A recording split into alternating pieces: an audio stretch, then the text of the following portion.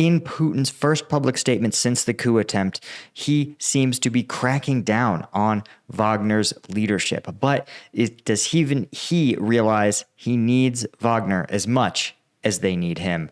I'm Paul, U.S. Army combat veteran. It's June 27th, 2023. This is your daily Ukraine update. Let's get into it. Okay, first, let's take a look at the map.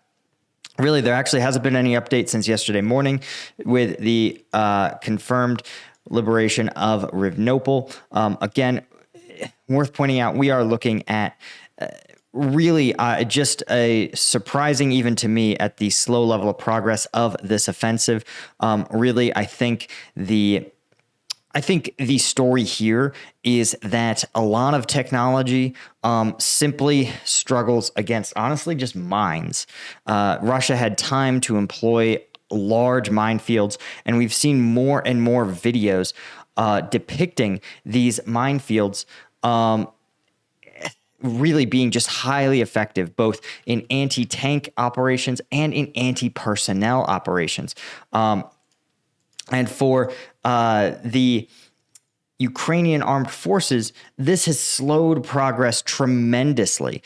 We can see, again, despite having the most modern Western equipment, it simply is too difficult to make any meaningful advances. And the irony is that what we're seeing from the Ukrainian offensive looks a lot like Russian efforts outside Volodar, right? Where Ukrainian forces would use mine and scatterable mines, anti-tank mines, anti-personnel mines, in order to canalize Russian forces, forcing them into these tiny, narrow roadways where they could be easily targeted with artillery, indirect fire, and ambushes.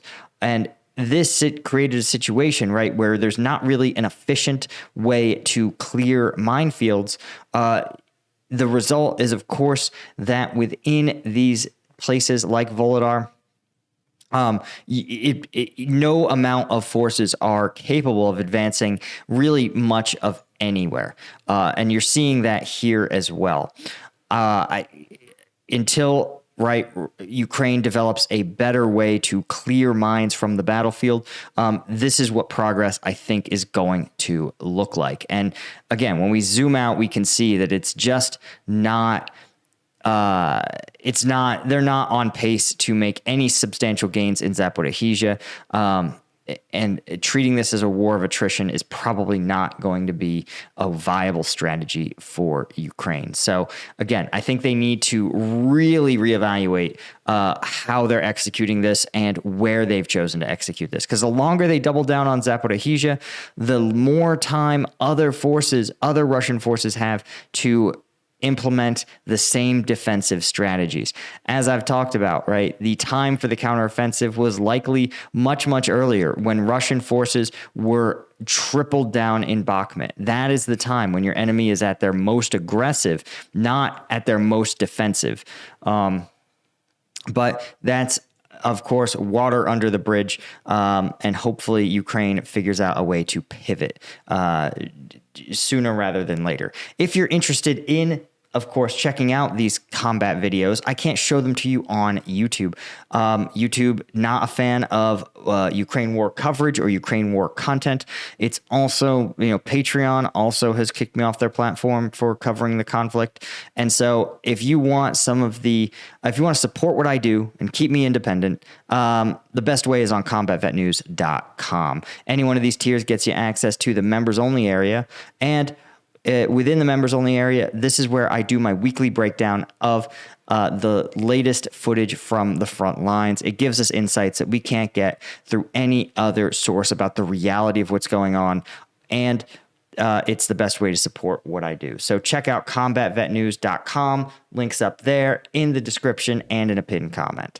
Now, let's talk about Putin's speech to the Russian people, right? He gave his first really public address since the coup attempt yesterday, June 26th. The overall theme of the speech was that he was trying to persuade Wagner fighters and leaders, lower level leaders, to join the Russian military and continue the fight against Ukraine.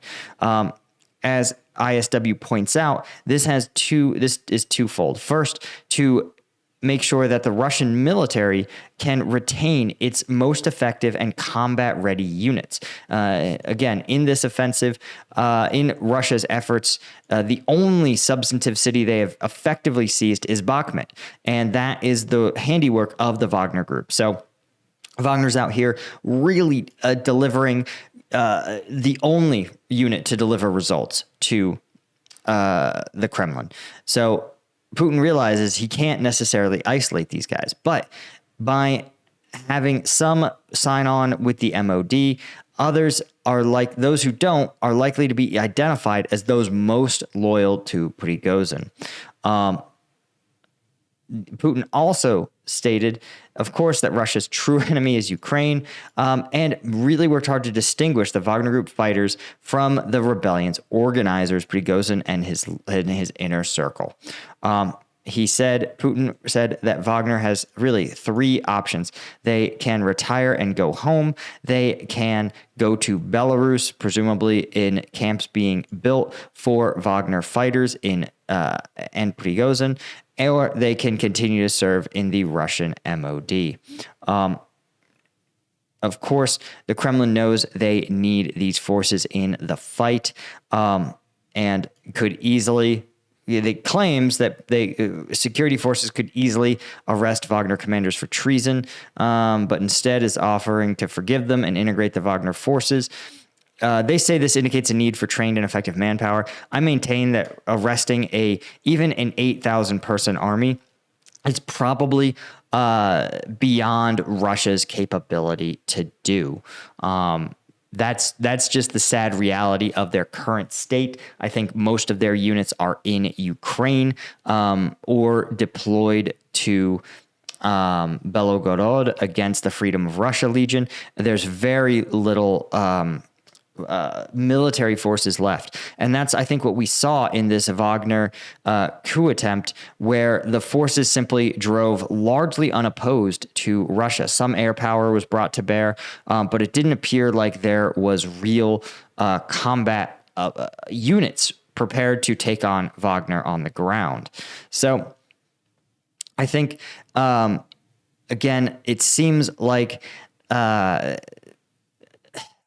bear in mind that this may be part of a deal. I maintain this is part of some level. There's some level of non-public deal that was made with Prigozhin. He was not, of course, in a unacceptable position. He rarely makes these sort of miscalculations. He's a very calculated guy. He has broad public support. He had at least minimal military opposition as far as we could tell, and some level of actual support within the military. So I think publicly, Putin has to look as strong as possible due to the tremendous humiliation that he suffered. But again, I maintain that there is a larger deal at work here, even though Putin seems to absolutely be talking as though he reviles the Wagner Group leadership. ISW, in turn, is assessing that Belarus may be a trap for Wagner fighters, since Belarus as a country is basically under Putin's thumb. And he said that Wagner fighters are permitted to go to Belarus, and Putin obliquely alluded to his promise that he would keep his promise to Wagner fighters that choose to go. He at least acknowledged that he made a personal promise, but it's not clear what the terms of that are, and it's not clear what a promise from Vladimir Putin is worth. As you may recall, another country received a promise from the Russian Federation that they wouldn't invade them, and we see how that's turned out. So Prigozhin, in turn, is downplaying his armed rebellion, saying that he's trying to shield himself from accusations that it was a coup attempt. Again, I think this is probably theater, simply because Prigozhin knew what he was doing. He didn't really pull any punches about it.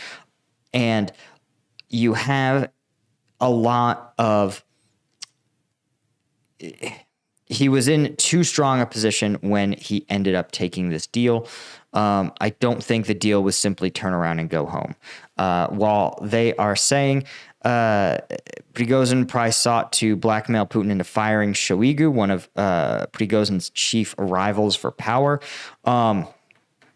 But it's not clear in the immediate future that Shoigu is going to go. They're probably going to wait a while so that you dissociate Shoigu's departure from this event. And I suspect that you may see Wagner aligned officers installed in some of these key positions. Again, Kremlin is attempting to signal that Shoigu will maintain his position for now in order to make sure that Putin does not appear to be giving in to Prigozhin's blackmail attempt. Again, I think there's a lot below the surface here. Anyway, guys, that's really all I had for you. As always, thank you so much for your joining me. Thank you for your support. And a huge thank you to, of course, our Colonel tier members, as well as our numerous Lieutenant tier members on combatvetnews.com. Thank you guys all so much, and I'll see you all in the next one.